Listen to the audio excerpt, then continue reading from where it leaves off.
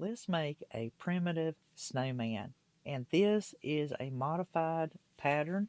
It's going based on the primitive Santa Claus pattern we use. So we're using the same pattern, but maybe cutting it down a little bit. For example, you're going to make an oval, almost an egg shape looking, because really when you stop your stitches, you're going to stop right around this area whenever you sew it together. So you'll use 3 pieces, even though this says 4 for the snowman. You're going to do a whip stitch and stitch them up the sides, connect all 3 together, and put polyfill in it. You'll also need a 10-inch circle for the head, and this is the result that you will get when you sew all 3 sides together.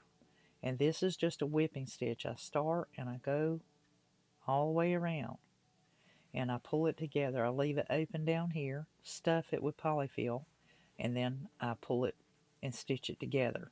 The same with the head, and once again you'll fill it with polyfill, and then you will attach it to your snowman's body. And this will make your primitive snowman. Okay, so I've cut my fabric, and of course I have my cord and a needle. I'm just going to use green. This is a number 3 thick thread cord.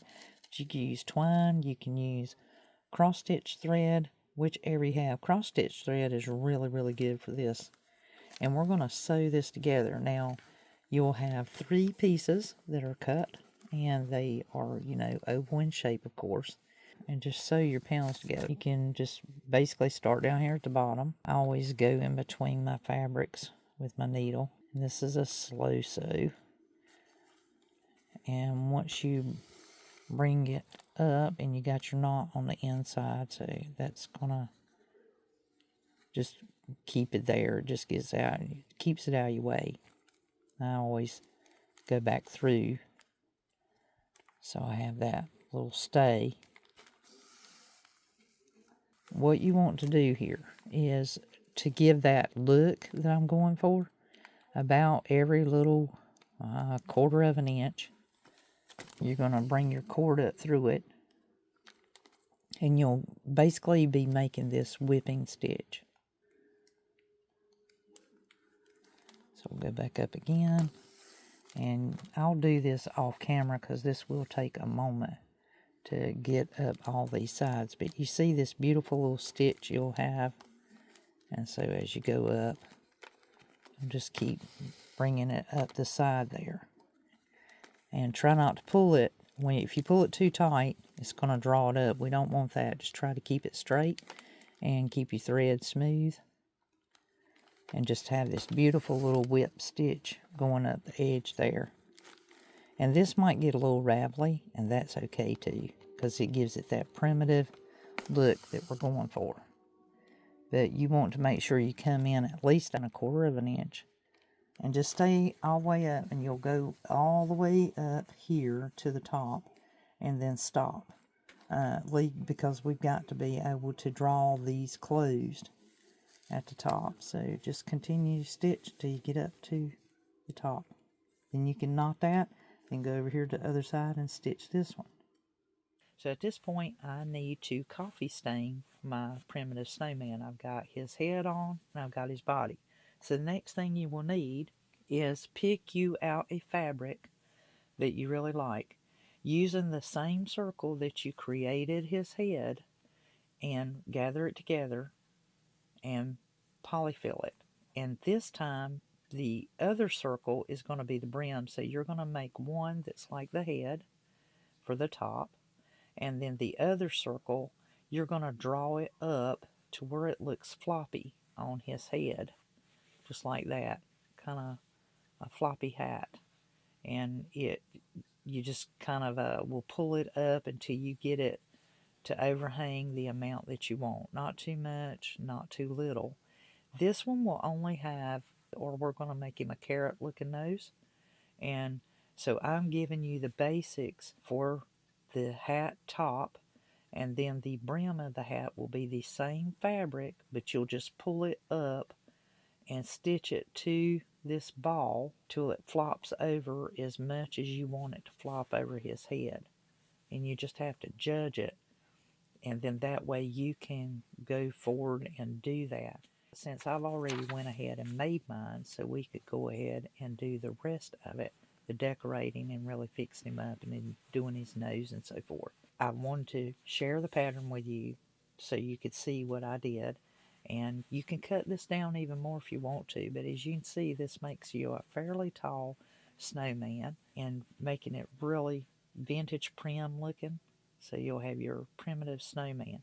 Now he's 8 inches tall with his body and his head, and once his floppy hat is on here, it's going to give him an even higher height. He's 10.5 inches tall, and that's a pretty tall snowman, and it'll look really good sitting about and will hold up for years to come. So you can make the hat as floppy as you want. You can use scrap fabric. This fabric came from Dollar Tree in a bundle, a fat quarter bundle, all 4 of these fabrics.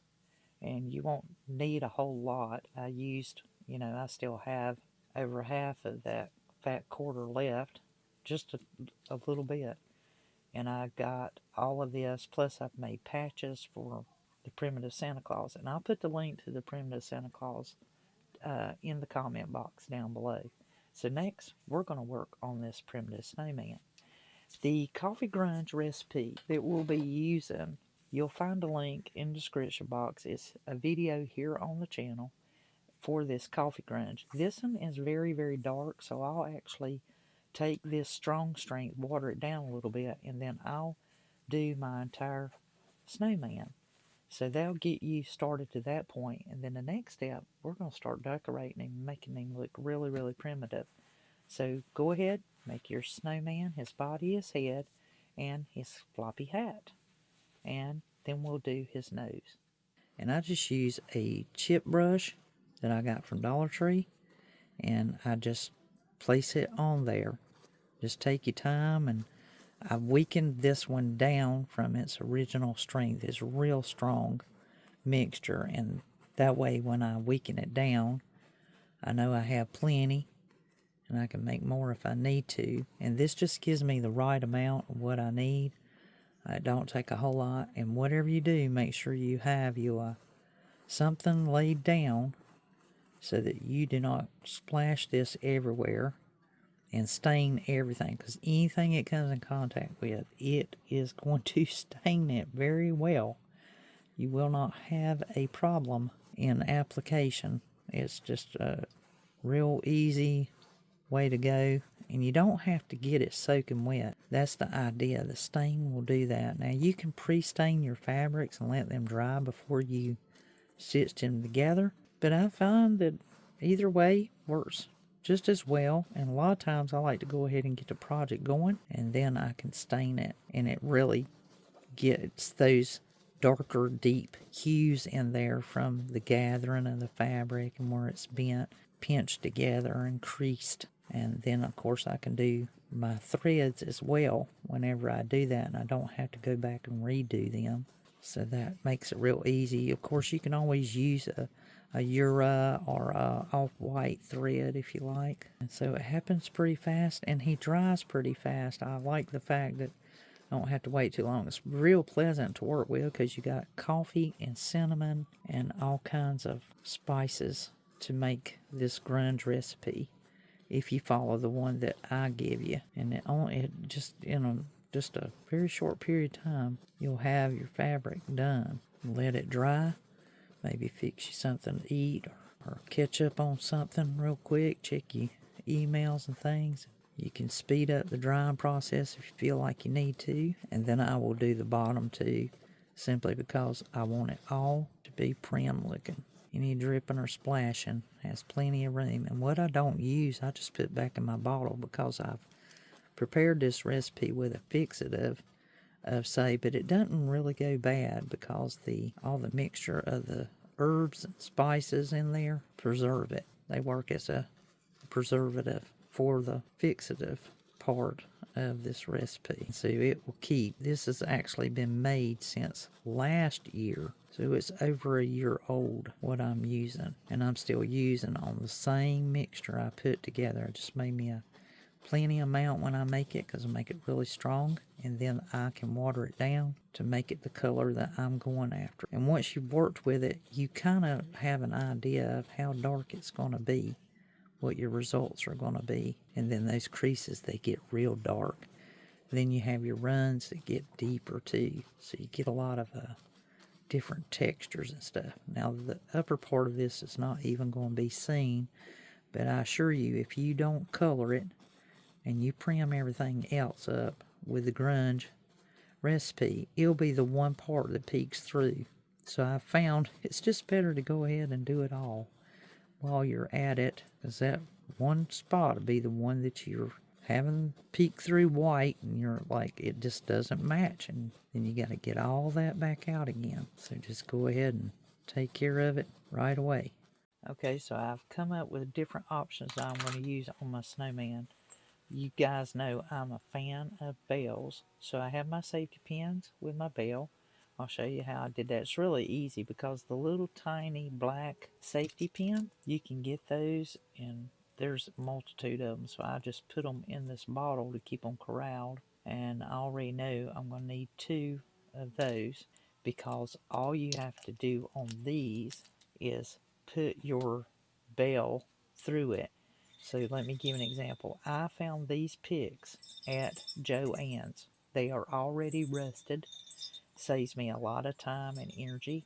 And these were just a couple of dollars. So this one was $2.99, and they had 50% off. So that was $1.50, $1.50. And I grabbed a slew of them. The other option is you could technically just put a star right there on his chest. Just do a rusty star. But I want to go with the bells since I'd already begun. And where I pierced that fabric and now it's tea stain dried, I was afraid if I took that out, you could see the holes real well. So when I do this, I go ahead with it. So you'll basically open up your safety pin and put that through there and go ahead and bring it all the way to the back of the pin, just like that. And now, when you go to put it in the fabric, just kind of aim as well as you can. I think this one, I really needed that one to be down more, so now I'm going to have to balance them. May only be able to put 2 on here, being that I went ahead with that. And I just kind of use a line of sight, find me a spot, put it in, and it's very willing in this fabric. Then push through, of course, close it up, and then you have your little bells dangling there. You don't have to be like perfectly even, balanced looking. Remember, it is a primitive snowman, so they might, look dangly, or you might have one cockeyed like I have. They're not exactly straight, and they're not exactly even, so that just gives it that much more greatness. But the great thing about the bell is they'll slide back and forth, so they can kind of be displaced per se. The other options I have on this is I found this garland several years ago when AC Moore was still open, but it's braided garland basically, and you can use it for all kinds of crafts, and they just call it Christmas Handmade. It's by this little birdie company. I have not been able to find any more like it, but I might try to do some research on that barcode. I always keep my packaging. Also, I have the denim ribbon. This is wired ribbon. I actually got this at Dollar General. And then I'm going to take another piece of fabric from this pack. But the fat quarter square that I got this bundle from Dollar Tree. So you get all 4 of these fabrics. I made his hat, of course. And I'm going to pick this fabric, and we're going to do his scarf. So in the time being, you will need about a 4-inch by 2-inch wide piece of fabric for the nose. You can do muslin and paint it orange. You can use a marker to paint it. You can use orange fabric as well. And they had some real nice picks of fat quarters at Dollar Tree. So you could even go with this color. And you could tea dye that to make it a little darker if you wanted to. So the main thing here is I'm going to fold it, and all I'm going to do is just kind of cut it at an angle. I've got this straight part back here, not worried about, but I'm going to lay my scissors there. Just try to make it come about. I'm not going to make it completely pointy per se, kind of round it off. And that's plenty enough. I'm going to take my needle thread there and just close it up, and I'm just going to do a little whip stitch. It's not going to be perfect by no means, and put a little polyfill in there. This might be enough thread or cord that I've been using, and I actually did green thread on this, make it look real prim. You just use what you have. That's what Primitive's all about. And I'm going to start back here because I'm actually going to crinkle up that nose. So it's pulling up like I want. I may have to just do kind of some reverse here. Okay, so I'm working on the carrot, and I put a knot on both ends of that cord. That way I can pull it and crinkle it up. But I also know that only about an inch, you're going to have to size it up. So when you have your hat up there, the nose up there, you have to see about how far out you want it to extend based on how it's hidden and what's going to look, right. You don't want it obnoxiously long, unless you do. So I need about an inch off of this, and so I just fold it back, and that's just polyfill, so I can push it further in, carrot fluffed up, and then I can check it again and see if that's going to suit me and if that's going to be long enough, and that looks about right to me. So about 3 inches on mine or so, because that's about a half an inch cut off. What I'll do is I'll trim that. Looks pretty good. So let me pull that string all the way as tight as it'll go there before I trim that off. Just a little bit of glue in there so that it stays for the time being until I attach it. So now I have his nose, making sure I put it where I need it to go. So I've got to deal with his hat, decide. And I just look at my snowman and see which primitive snowman side I want to appear. That's how I picked out for the bells. And then the same with your floppy hat. You'll just adjust your hat and figure out where you like it the best, where it looks, what suits you. Just pick out which way you want it to go, because it's the whole idea. You can glue it into place or you can stitch it on. And so I'm thinking the nose right about this area, and now decide on my bonnet and where I want the bonnet to go. I'll make sure it's in the center. The fabric glue, get it set there, and then I will probably go back and stitch this just to have it stitched in there. I think it just looked really, really good. But then that way I can go ahead and have it glued into place so it gets that situated.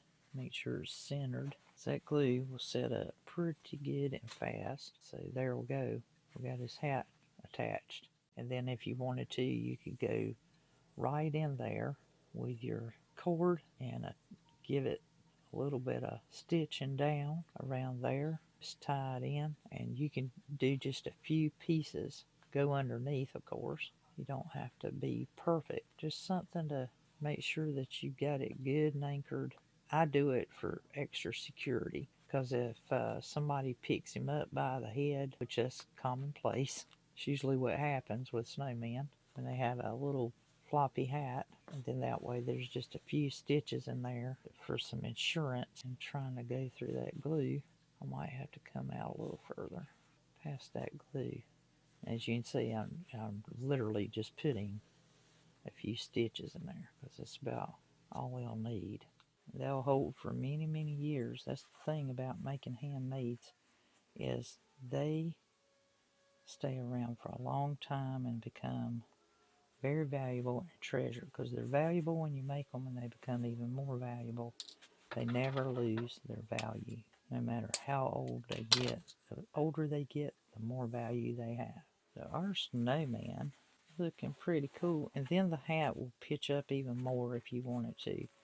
By the time you put it through all that, it will have this little unique poof up top. Just the stretch band, unless you just want it to sit more down, it's up to you. But And mine could stand to be even more floppier. I might have overdone it with my gather, or might have brought it up too much. I think I took it up about 2 inches, an inch and a half around. And so now I'm just got to put his nose in about where I think it should be. Now before I do that, I'm going to take my distressing ink pad and dingy up this carrot. This carrot's a little too new looking to me, and that's why I was debating on using the fabric. And it's still, you know, that forethought, just think it looked a lot better. So I'm going to dingy up my carrot here and darken it. And the great thing about these distressing inks, you can buy these Hobby Lobby, you can order them online. I will put a link down below. If you are unsure, it'll be my affiliate link and you can purchase it. And what's great is where we did the thread through there, it gives it this natural catch. It's just catching a little bit. So see, that looks so much better. Distressing it and getting it a little deeper in color, just like a carrot should have. And then while I've got my distressing ink out, don't turn it upside down like I did. You can brush around your snowman. Should have done that before I put the pins in, huh?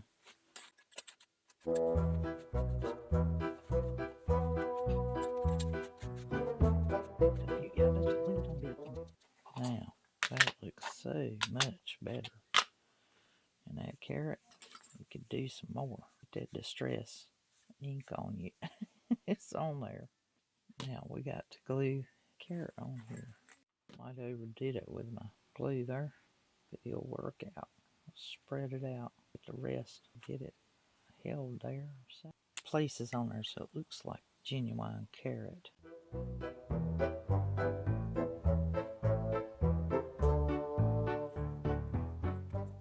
of give it that dusty look. Alright, I got this fat quarter. I'm going to snip it and pull some of this fabric off of here. You got it out. This frays real easy too. That way I can get the fabric on after.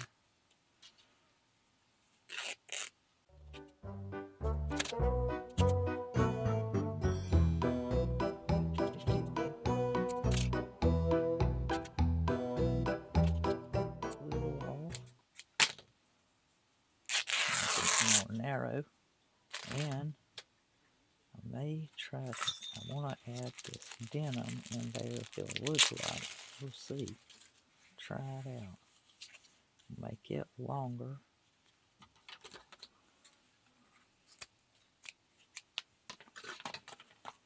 Take the wire out. So that garland I was telling you about, it's, if you look, it's got all these different strands. Got some that's wide, some that's narrow, and some that's just a cord. And there's just different ones in there, and you can just kind of pick one, or you can use a combination of them. Alright, so I've worked this out, and I basically just take and bring it around. I've got 3 different sizes here, and I went with this wider one because of the color, and it just looked better suited for it, really. And I'm going to just bring these over and let them flow as they will, just naturally. And I put mine to one side or the other. Looks, it normally always ends up on the right for some reason. I don't know if it's because I'm right-handed or which it is, but, and I just kind of bring it around. You don't want it to be perfect. You want it to kind of just be there. And the great thing about this is you can just glue these. You literally can just glue that right where you want it. That way it'll hang down and give you all that difference. We'll rag it up here in just a minute.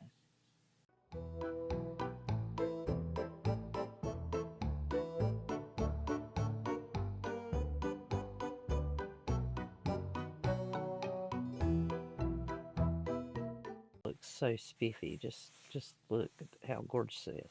Now this is what's really cool. We can put a bell, a snowflake. We can put greenery on here. These had some rusty snowflakes. I don't know if that looks like it might just work right there. I mean, it just might.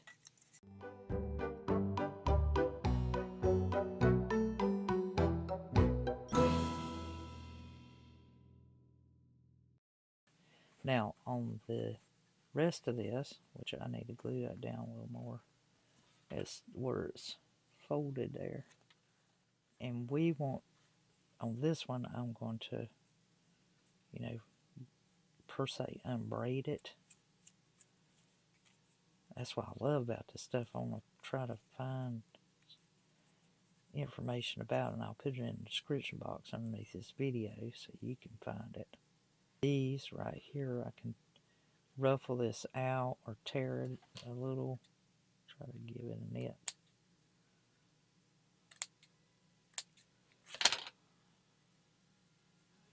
Let's see how it does. I might have overdone it there.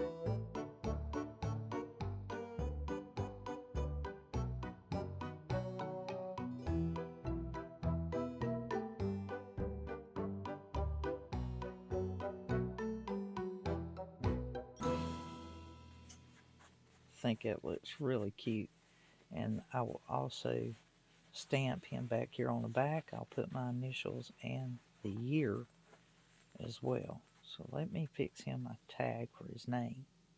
We have these key tags at Dollar Tree. I love to use these, and I will put his name on here. I'm going to call him Hobo Pete. So just 4 little letters on there, and I'll stamp those on. I have 2 different stamps that I use, but I have one that I think will look really neat. I have my original set that I've been using for quite a while, and it just has really bold letters, but I have another set that I like to use that has the smaller letters, especially for something really small like that. And I'll put a link to these alphabet.